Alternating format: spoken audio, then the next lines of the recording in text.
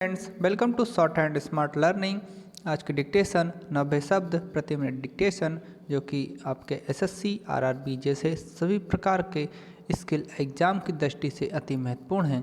तो डिक्टेशन को अंत तक लिखें, साथ ही इसका ट्रांसक्रिप्शन भी जरूर करें और हमें कमेंट करके बताएं कि आपकी एक्यूरेसी कितनी रही और आपको डिक्टेशन कैसी लगी। डिक्टेशन के पीडीएफ के लिए हमारे व्हाट्सएप या टेलीग्राम ग्रुप को ज्वाइन कर सकते हैं और डिक्टेशन को ज़्यादा से ज़्यादा शेयर कर दीजिए ताकि सभी तक डिक्टेशन पहुंच पाए। और अभी तक आपने हमारे चैनल को सब्सक्राइब नहीं किया तो सब्सक्राइब कर लें ताकि सबसे पहले डिक्टेशन पहुंच पाए आप तक। डिक्टेशन शुरू होगी 5 सेकंड बाद। स्टार्ट। महोदय, योजना पर वाद विवाद सच्चे अर्थ में एक राष्ट्रीय विचार विमर्श का अवसर है और मुझे प्रसन्नता है कि सदस्यों ने इसे गंभीरतापूर्वक लिया है। हालांकि इसकी आलोचना भी बहुत हुई है। ऐसी आलोचना सुनने के हम अभ्यस्त हो चुके हैं। पहले इसका लक्ष्य योजना का विचार ही हुआ करता था।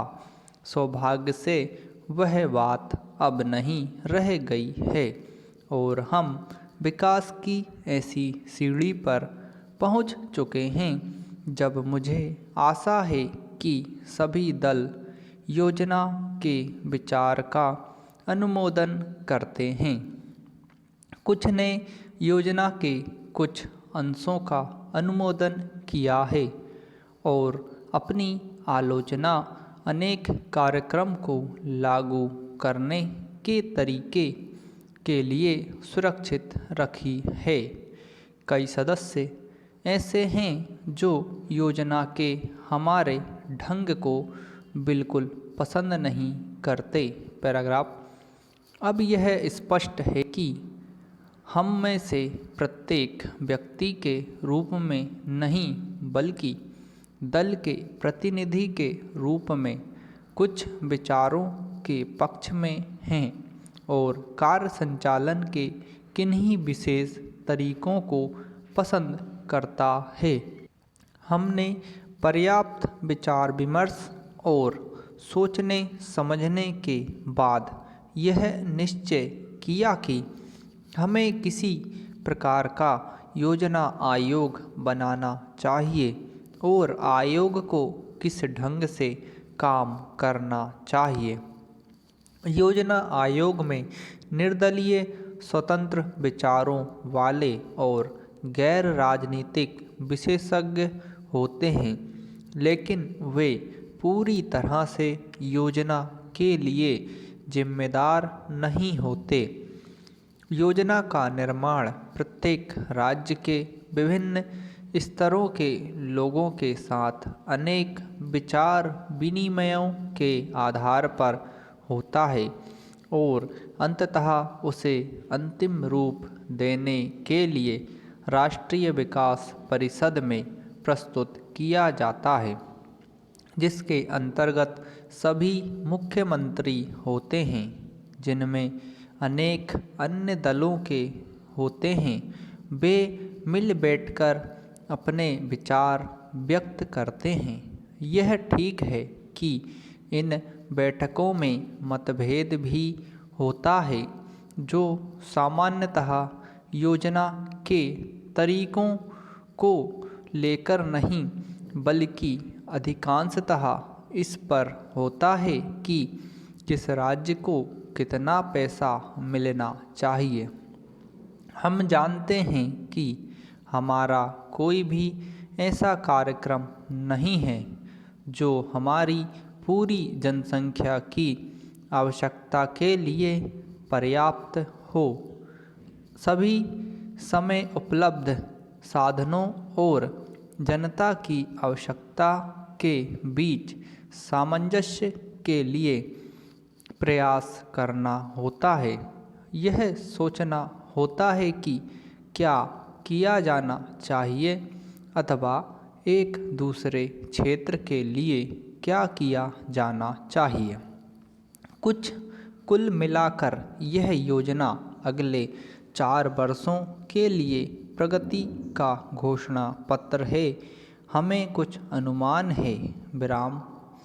महोदय, यद्यपि योजना के अंतिम रूप पर यह औपचारिक बहस अब हो रही है, हमने योजना के प्रारूप के बारे में काफ़ी ब्यौरेवार विचार किया था।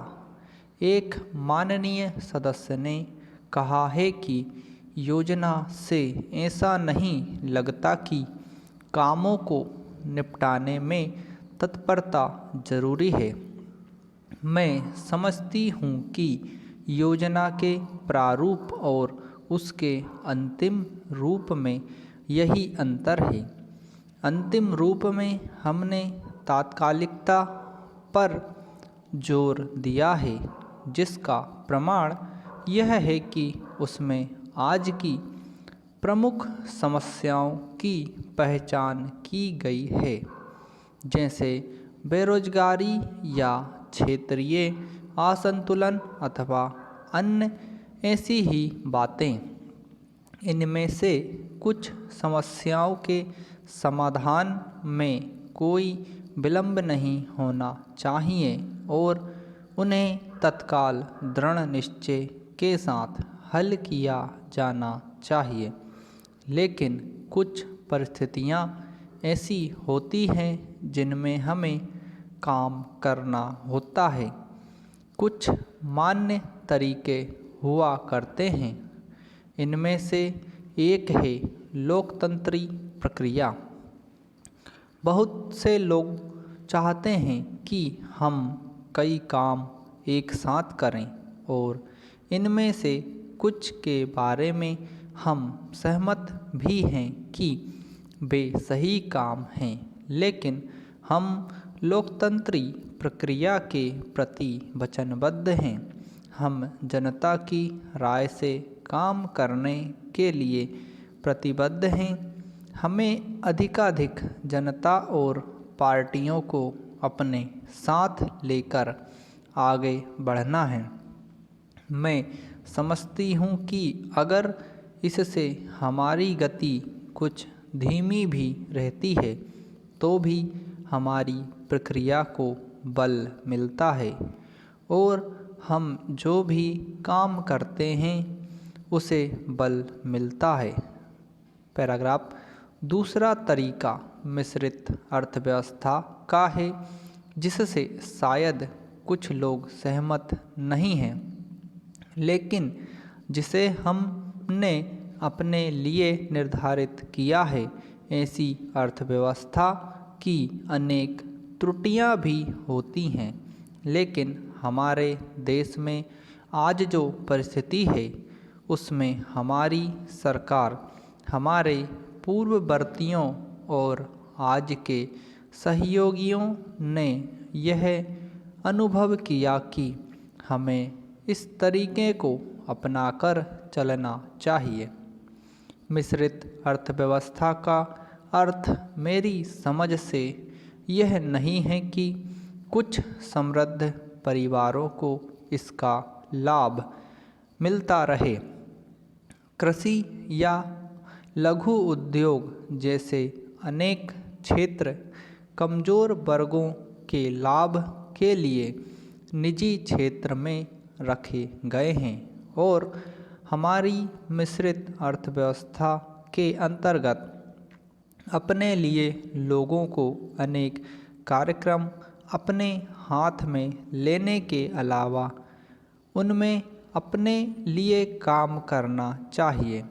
मुझे मालूम है कि स्वाधीनता के तुरंत बाद जो स्थिति उत्पन्न हुई थी उसका कुछ परिवारों, ग्रुपों, व्यावसायिक घरानों ने निजी स्वार्थ के लिए लाभ उठाया। समाप्त। दोस्तों, डिक्टेशन पसंद आए हो तो इसे ज़्यादा शेयर कर दें। हमारे चैनल को सब्सक्राइब कर लें ताकि आपको इसी तरह डिक्टेशन रोज़ प्राप्त होती रहे।